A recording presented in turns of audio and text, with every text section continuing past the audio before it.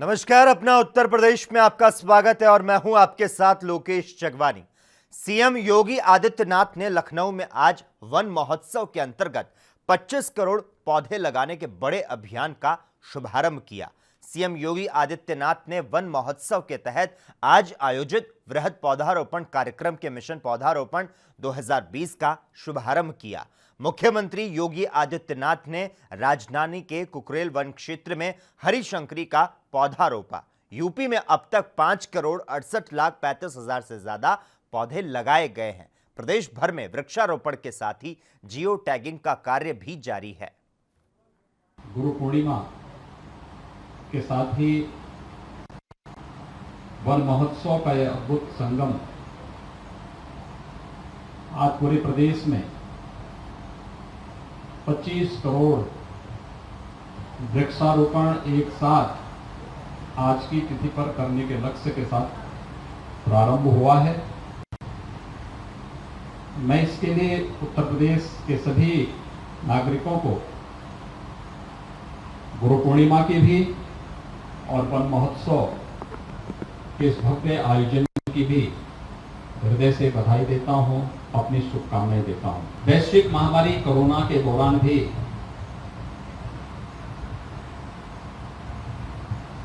हम कोरोना के बचाव और उपचार से संबंधित जो प्रोटोकॉल जारी हुआ है उसका पालन करते हुए इस महाअभियान में भागीदार बन सकते हैं। यह वन महोत्सव का बृहद वृक्षारोपण कार्यक्रम का यह अभियान उसका साक्षी बन रहा है और मुझे प्रसन्नता है कि प्रातः काल से ही प्रदेश के सभी 75 जनपदों में अलग अलग स्थानों पर इस कार्यक्रम के प्रति अलग ही जुनून और जोश देखने को मिल रहा है। अब तक 5,30,00,000 से अधिक वृक्ष उत्तर प्रदेश के अंदर लग चुके हैं और इसमें निरंतर वृद्धि हो रही है। से लगातार जो वृक्षारोपण का एक अभियान प्रतिवर्ष लगातार बढ़ता गया, आज उसी की श्रृंखला में हम चौथे वर्ष में 25 करोड़ से अधिक के वृक्षारोपण के इस बृहद कार्यक्रम के साक्षी बन रहे हैं। इस बृहद कार्यक्रम के साथ जुड़कर के न केवल प्रकृति के प्रति बल्कि अपने पर्यावरण के प्रति हम सब जागरूक होकर के इसके संरक्षण के लिए अपना योगदान देंगे। आज इस बात का गवाह भी उत्तर प्रदेश बन रहा है। उत्तर प्रदेश प्रकृति और परमात्मा की असीम कृपा का पात्र रहा है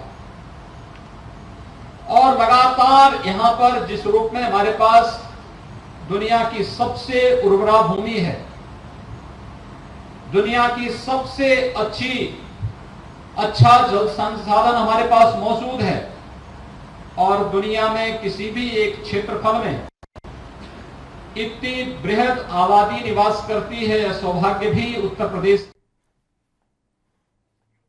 मुख्यमंत्री योगी आदित्यनाथ ने राजधानी लखनऊ से आज पौधारोपण कार्यक्रम का श्री गणेश किया और इसके साथ ही पूरे प्रदेश के प्रत्येक जिले में पौधारोपण किया जा रहा है। और इसी तरह गाजियाबाद में आज सांसद वीके सिंह और एनडीआरएफ के कमांडेंट पीके श्रीवास्तव ने पौधारोपण किया।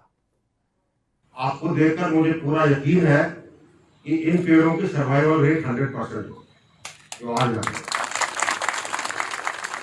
क्योंकि यही उम्मीद यूनिफॉर्म फोर्स से की जाती है और मुझे पूरी आशा है कि इसी चिंतन को लेकर, इसी मार्गदर्शन को लेकर बाकी जितनी भी प्लांटेशन हो वो ऐसी हो जिसमें कम से कम हमको 98%, 99% सर्वाइवल रेट हो।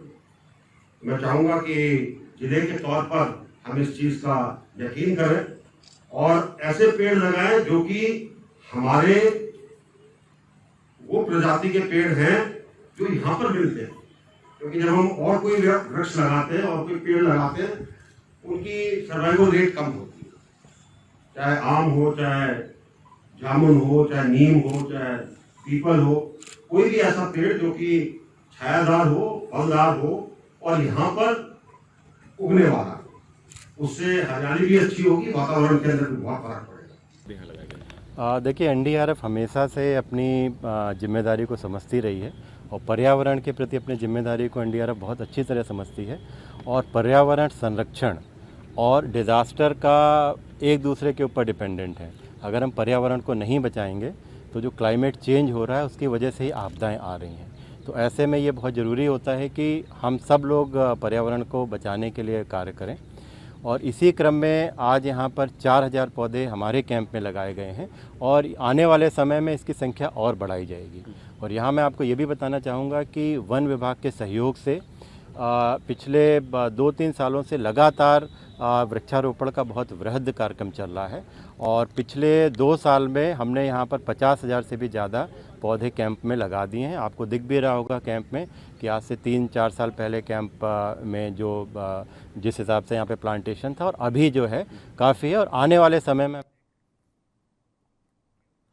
प्रदेश में वन महोत्सव सप्ताह के अंतर्गत 25 करोड़ पौधे लगाने का लक्ष्य रखा गया, जिसके तहत पीलीभीत में हजारों पौधों का वृक्षारोपण किया गया। वन महोत्सव सप्ताह के तहत जिले में पीलीभीत टाइगर रिजर्व और वन विभाग की ओर से बड़ी संख्या में वृक्ष लगाकर पर्यावरण बचाने का संकल्प लिया गया। टाइगर रिजर्व के field director doctor H Raja Mohan और सामाजिक वानिकी प्रभाग के डीएफओ संजीव कुमार ने वृक्षारोपण किया।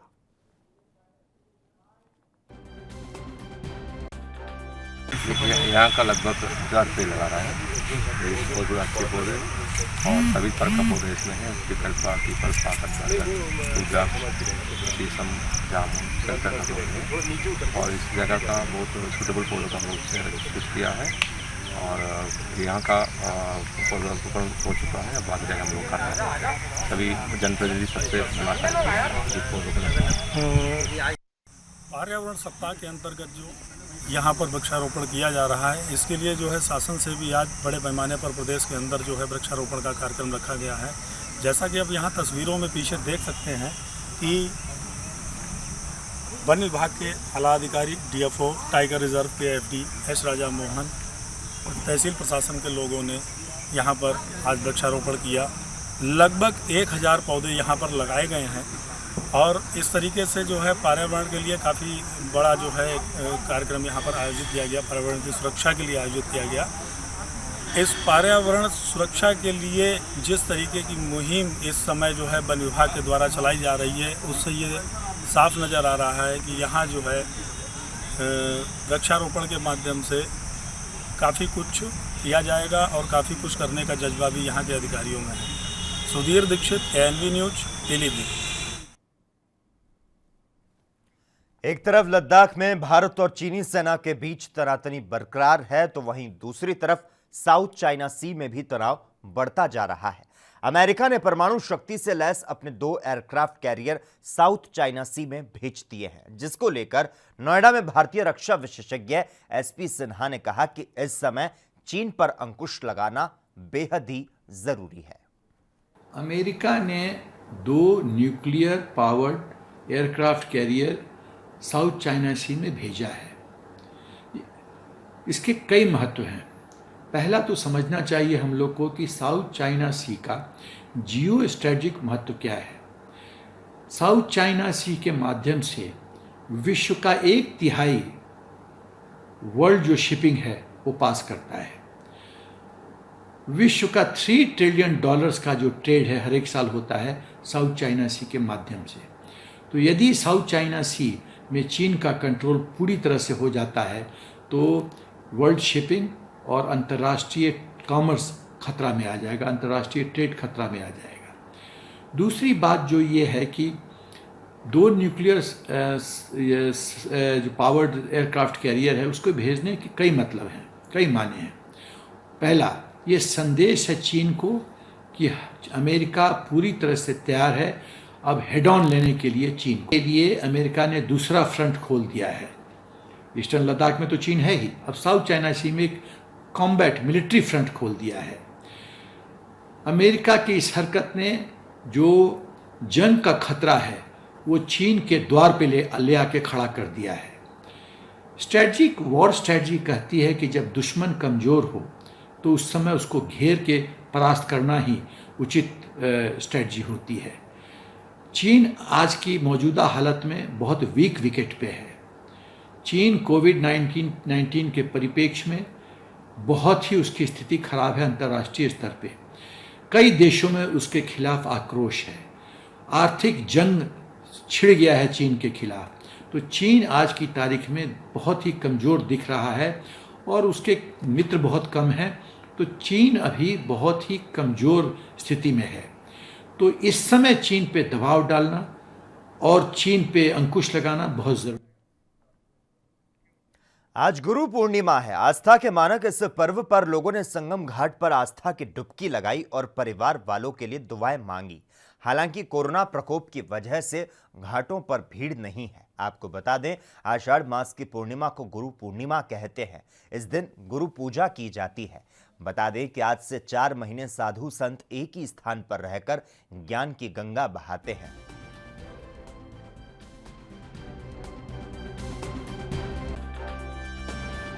गुरु पूर्णिमा है।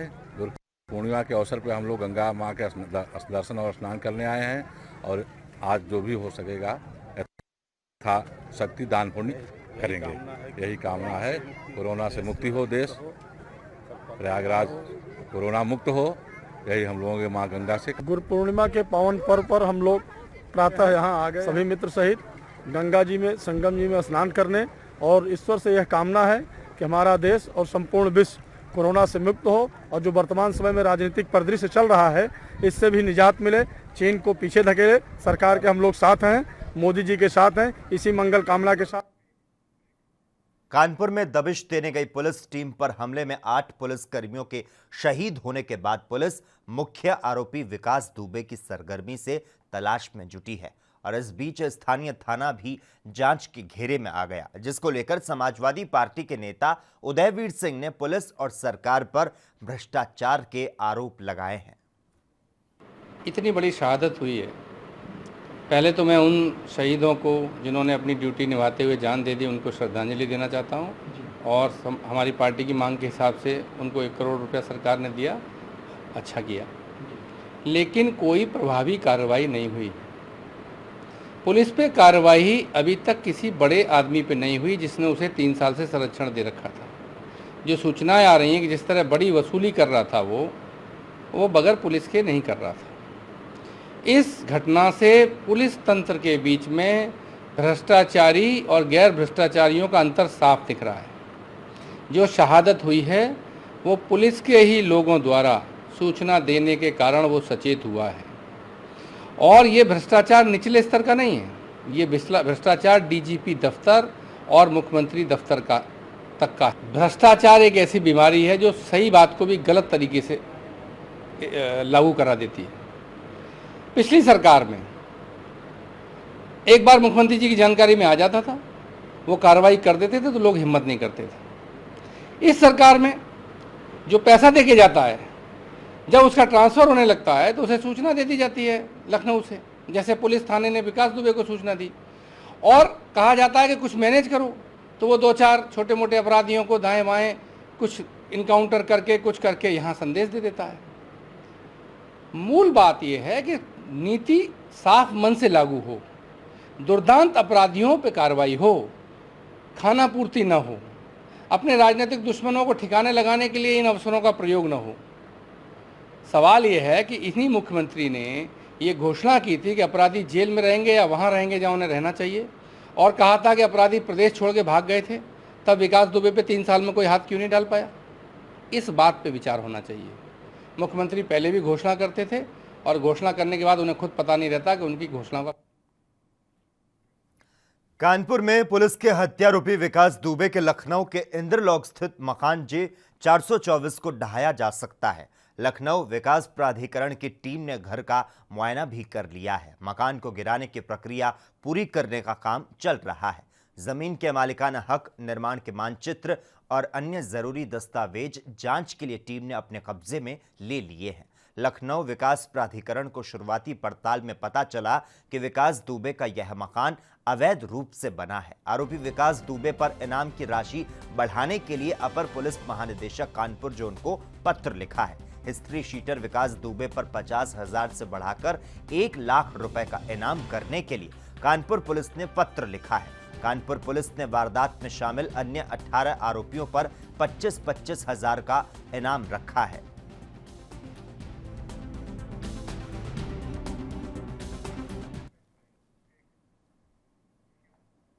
चौबेपुर के बिकरू गांव में मुठभेड़ के दौरान सीओ समेत 8 पुलिसकर्मियों के शहीद होने की घटना में शामिल रहे हिस्ट्री शीटर विकास दुबे की तलाश में जुटी पुलिस कड़ी दर कड़ी आगे बढ़ रही है।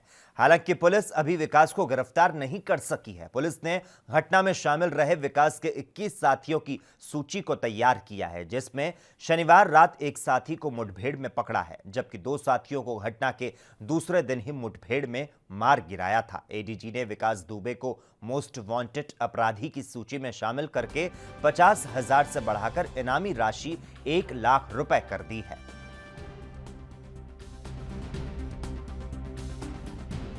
देखिए, ये जो पुलिस के कर्मचारी जो 8 शहीद हुए थे, उसमें 21 लोगों के खिलाफ नामजद एफआईआर और 50 से 60 अज्ञात अभियुक्तों पर एफआईआर दर्ज की गई है। 21 लोग हम लोगों ने आइडेंटिफाई किए। इसमें से 2 जो अपराधी थे उनको पुलिस मुठभेड़ में मार गिराया गया है। पुलिस से लूटा हुआ एक असला भी उनसे बरामद हुआ है। एक अभियुक्त को आज पुलिस मुठभेड़ में वो घायल हुआ है, उसको गिरफ्तार किया गया है। शेष जो अभियुक्त हैं उनके ऊपर इनाम घोषित करके उनके गिरफ्तारी के प्रयास किए जा रहे हैं। लगभग कितने लोगों को इसमें एफआईआर में नाम है? टोटल 21 लोगों को नामजद और 50 से 60 अज्ञात, इतने नाम इस एफआईआर में लिखे गए हैं। एक last question, local police station की भूमिका किस तरह? देखिए, इस पर जांच हो रही है। लोकल पुलिस स्टेशन के सभी कर्मचारी हमारे जांच के दायरे में हैं कि किस प्रकार से ये विकास दुबे अपराधी को पुलिस के मूवमेंट की जानकारी हुई, कैसे इसने पहले से तैयारियां कर रखी थी। इस पर अभी जांच चल रही है और इसमें जो भी दोषी पाए जाएंगे उनके खिलाफ जो है कानूनी कार्रवाई की जाएगी। उनको मर्डर का मुलजिम माना जाएगा, जेल भेजा जाएगा और नौकरी से भी बर्खास्त। वहीं विकास दुबे की मां सरला देवी ने कहा है कि अच्छा होगा अगर वो खुद सरेंडर कर दे। मेरे बेटे को नेता नगरी में अपराधी बना दिया, अब यही नेता नगरी उसकी जान लेने पर तुली है। पर सरकार को सोचना चाहिए कि गलती विकास ने की तो उसे सजा दे। हमारा घर क्यों तोड़ डाला? अब हम बुजुर्ग कहां रहेंगे? हमारा घर क्यों गिराया? प्रशासन से ये पूछ रहे, जो उनके पिता का घर वो तो नहीं गिराते, उनका गिरा देते सब कुछ हैं। लेकिन हमारा जो हमारे आदमी का पुराने, हमारे ससुर, हमारे देवी प्रसाद ससुर और हमारे आदमी राम कुमार की बनवाओ भमकाना, वो क्यों गिराया सरकार ने? हम सरकार हैं ये नहीं गिराया। अब मेरा आदमी अति हमें मालूम नहीं कि कहाँ है, कहाँ डाले, कहाँ पड़े, कहाँ गई हुई हैं। हमें कोई जो कहा कहना चाहती हाजिर हो जाएं, अच्छाई चाह तो हाजिर हो जाएं, उतारते हैं ना, ना तो पुलिस उनका काउंटर कर देगी।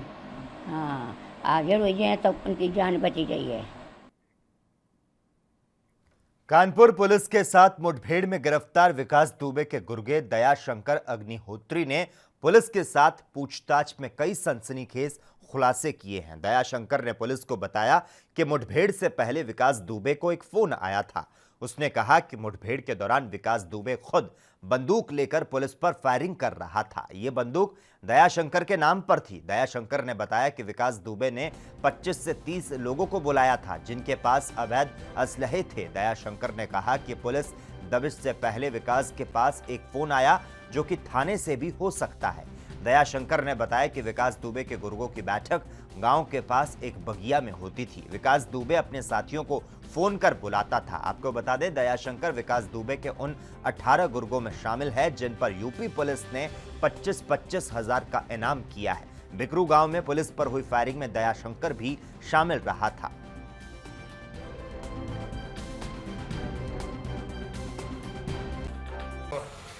हम तो घर के अंदर लाख थे, हमको तो हमको देखा नहीं, बाहर नहीं देखा। ये बताइए असलहे कितने थे?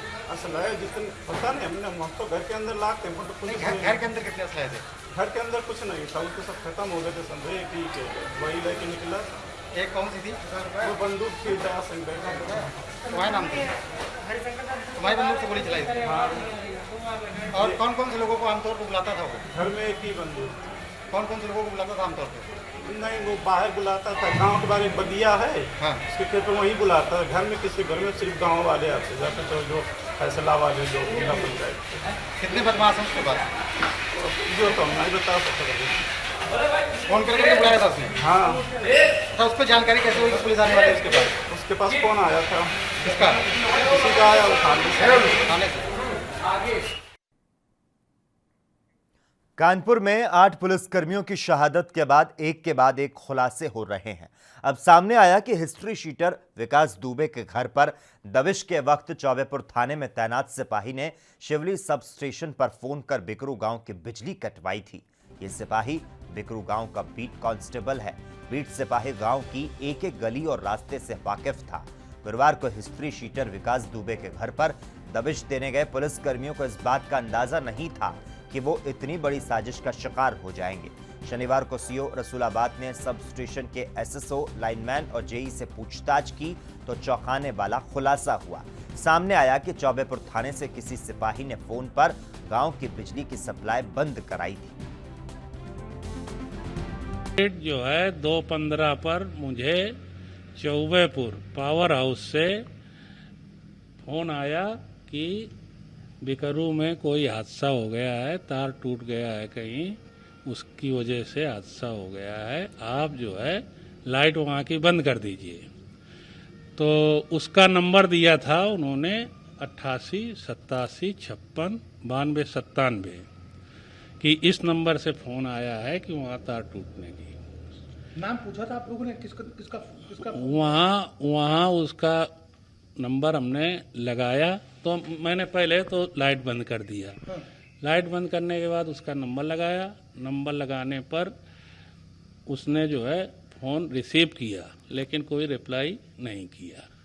आपने पहले नाम पूछा था जब उसने फ़ोन किया था? कौन फ़ोन किया? नाम मैंने पूछा था, उसने मतलब कहने का फ़ोन को मतलब रिसीव करने के बाद रिप्लाई नहीं किया।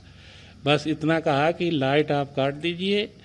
लाइट जब हमने मतलब काटी तो शिवली पहले काटी तो उसने कहा कि नहीं अभी नहीं कटी है, आप जो है ये बिकरू की लाइन काटिए।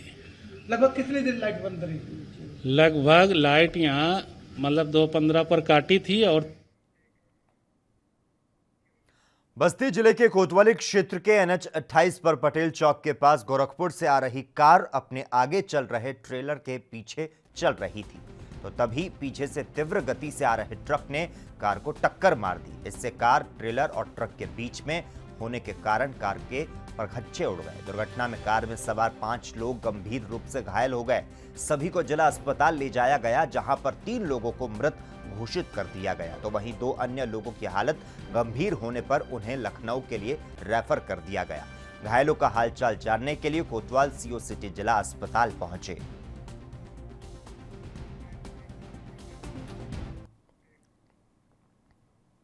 अगली खबर चंदौली से है जहां चकिया पुलिस ने तस्करी के लिए बिहार से लाए 1 किलो 700 ग्राम गांजा और अवैध हथियार के साथ एक बिहार के तस्कर को गिरफ्तार किया है। जानकारी के मुताबिक मोहन राय नाम का तस्कर मोहम्मदाबाद पुलिया के पास आता दिखा जिसे दौड़कर पुलिस ने पकड़ लिया, जिसके पास गांजा समेत 12 बोर का तमंचा और जिंदा कारतूस बरामद हुए। फिलहाल पुलिस ने कार्रवाई करते हुए तस्कर को जेल भेज दिया है।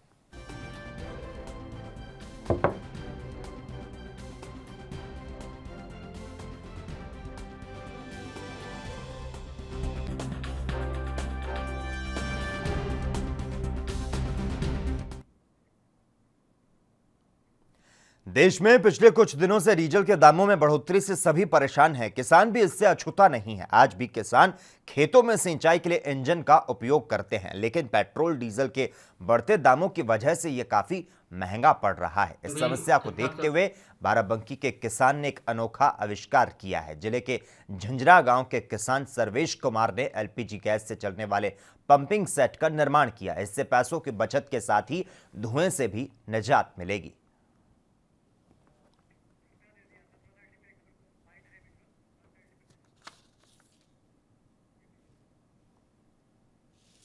तो आपको बता दें, देश में पिछले कुछ दिनों से लगातार डीजल के दामों में जो बढ़ोतरी हो रही है उससे हर कोई आज परेशान है और किसान भी इससे अछूता नहीं है। आज भी किसान खेतों में सिंचाई के लिए इंजन का उपयोग करते हैं, लेकिन पेट्रोल डीजल के बढ़ते दामों की वजह से ये काफ़ी महंगा पड़ रहा है। और इस समस्या को देखते हुए बाराबंकी के किसान ने एक अनोखा आविष्कार किया है। जिले के झंझरा गांव के किसान सर्वेश कुमार ने एलपीजी गैस से चलने वाले पंपिंग सेट का निर्माण किया और इससे पैसों की बचत के साथ ही धुएं से भी निजात मिल पाएगी।